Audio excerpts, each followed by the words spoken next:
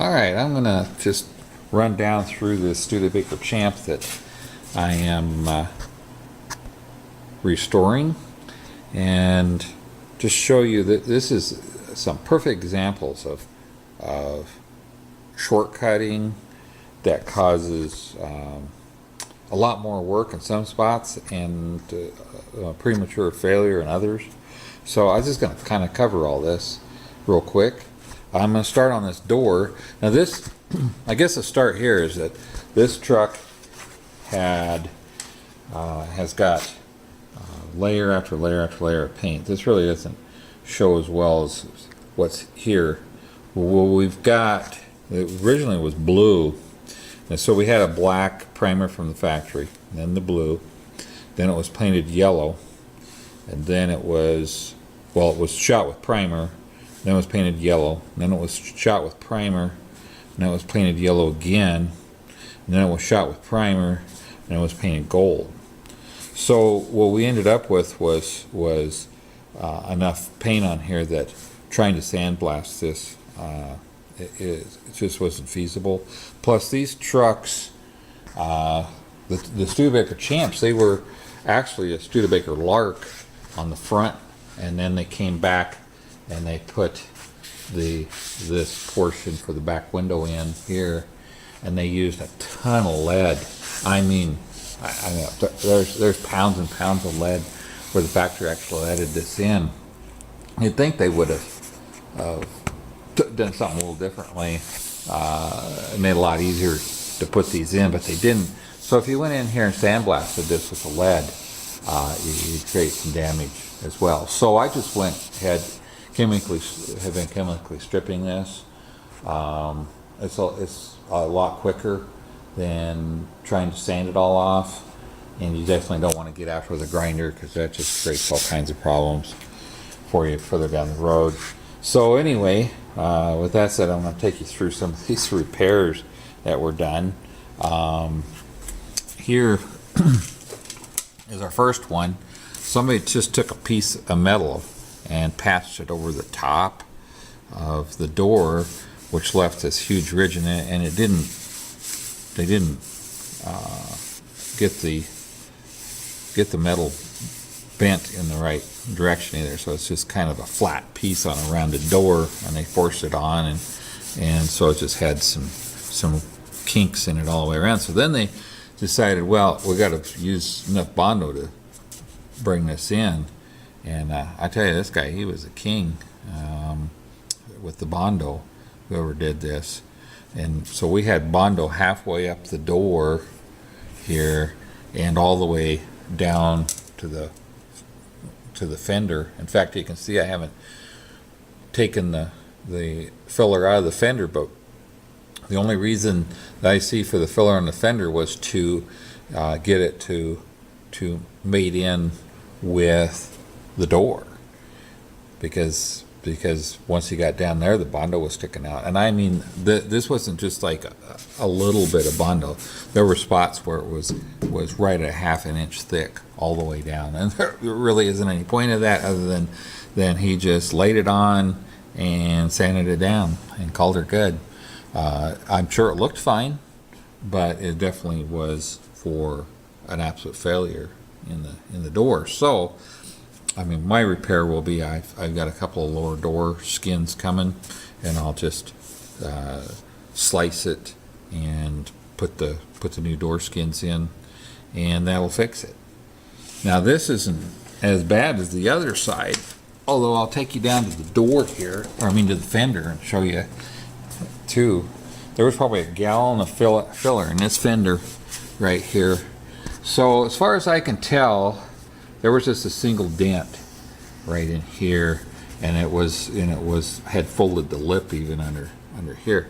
So all I can tell is that the main part of the dent probably went down through here. So he took and drilled a hole, probably used a slide hammer, pulled that out. Well, when he did, it was stretched, and so this portion of the, pull back here a little bit, but this portion of the fender was pooched out like this. So what he did was he came in here and put filler in here all the way down, and all the way back and to probably about here, which you can see the other filler started down there. And this was probably 3/4 of an inch thick. When it came up here, there's a header panel up here, and so when it came to the header panel, he had to do the header panel as well. And then he just like took a razor blade or something and gnawed a little crease in here to make it look like it was still two pieces, but he'd actually molded it into being one piece. So I got all that ground out. I still got to weld this hole shut, but I shrunk this metal down, and everything is pretty good shape. And it should just I might be able to get this where all I need is just some like 4 or 5 coats of filler primer. I only need to skim it. So this will, where there was about a gallon of filler in here, will have little to none. The doors will have none. And so then it's kind of an interesting thing. These are little lead plugs. And so I say that these were Larks, and a lot of the Champ pickups used a piece of molding, and these were the holes for the moldings, but the Larks used this too. So this being 1960, I'm thinking maybe they were just using Lark fenders that had the holes drilled, because this was under the factory primer. So they actually leaded these holes shut where the molding went. All right, so I'll work my way over to this side. Let's see, I'm gonna go around the other way here, it'll be a little easier. The rear fenders were the same way. Now these fenders are going to come off before it's painted. I just kind of like doing my body work while it's all together, and I don't have to fight with trying to hold a fender down. But they were just, there was probably a gallon of Bondo in each one of these fenders. I got it all down to, and again, there was really no reason for it. Got the metal straightened out pretty well, and there's just a small skim coat in the top, and the rest of it is just filler primer. So, work my way around over here. This is the one that's funny here. So this one has got some rust all the way down here. Hopefully the light's good enough you can see this, but there's rust holes here and all the way down the bottom of this. There's rust holes. I haven't finished getting all the filler out of here, but I can tell from the inside the door really what I'm dealing with.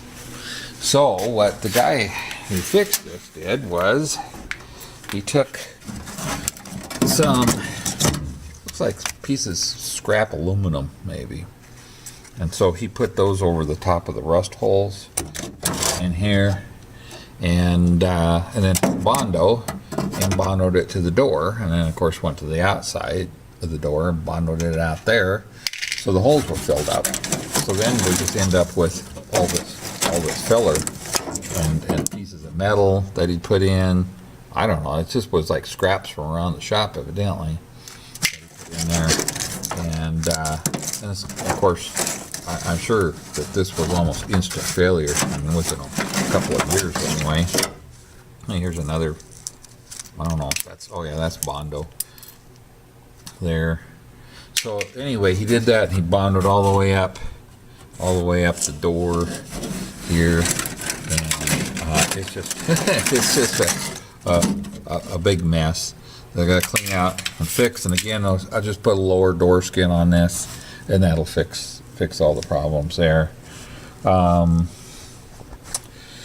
There's some other small rust issues that I got to fix, but it's not too bad.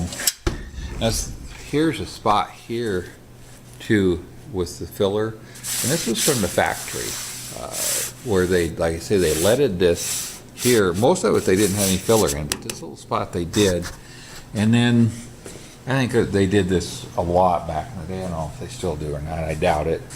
But you'd have spots in like this one here, for instance, where there's a little dent, and the factory would put a little filler in there and then prep it and prime it. And there's quite a few little spots I got to fix that were that way just from the factory itself. And then there's this one, and I really don't understand it. Again, this was all underneath the factory primer here. This is the filler the factory uses. There's all these little lead hole fillers here. Of course, this is where the mirror goes.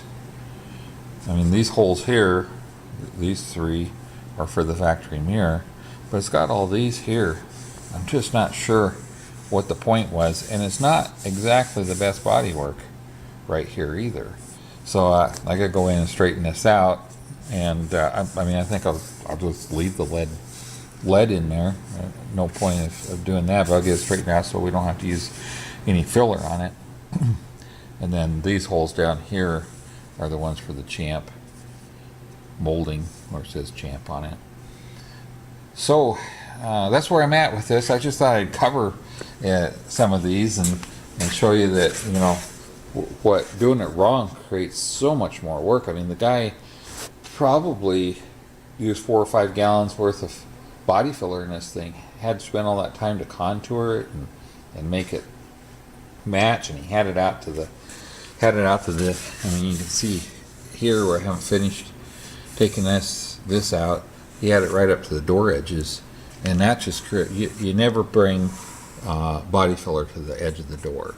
If you have a problem with the edge of the door where you need some fill work done on it, I always take my MIG welder and I just fill it and grind it and get it where I want it. That way I always have a metal edge, because if you have a plastic edge, sooner or later it's going to fail. It's funny, there's a video out there that Eastwood company did, where this guy, he fills over the top of all of your door edges up against the fenders, and also the gaps for the hood and all that stuff. He fills it, and then he cuts it open, and then it gives him, and then he contours it all out and gives him a perfect fit. Well, man, that if I would have done that when I was working with some of the body people I worked with in my lifetime, they're throwing me out the door, because you always learn, never ever put your plastic filler up against your door edges. In fact, I think Hot Rod Magazine years back had a whole article about doing that too, which is just, like I say, it's just, I guess if you want a trailer queen and you're only expecting the car to last for a few years for you before you put it back in the shop and do something else stupid with it, it'd work. But if you're planning on having a car that you're going to use, that's a really bad idea. If you can't get your door gaps right, there's something wrong with the vehicle itself, and you need to go back, relook at it, and get to the point where your door gaps, hood gap, all that stuff is right, is what you need to do. So anyway, I'll get off of that and get this video thrown up on YouTube here. Appreciate you looking. Thank you. And when I get ready to do these door skins, I will try to do a video on it. The way I do it's a little different from most people, and you might find that you can. I do it without welding, and you might help people that are trying to do this that do not weld, and they can put a door skin on or a rust repair panel without using a welder. So anyway, I'll get back to that later. Thanks for watching.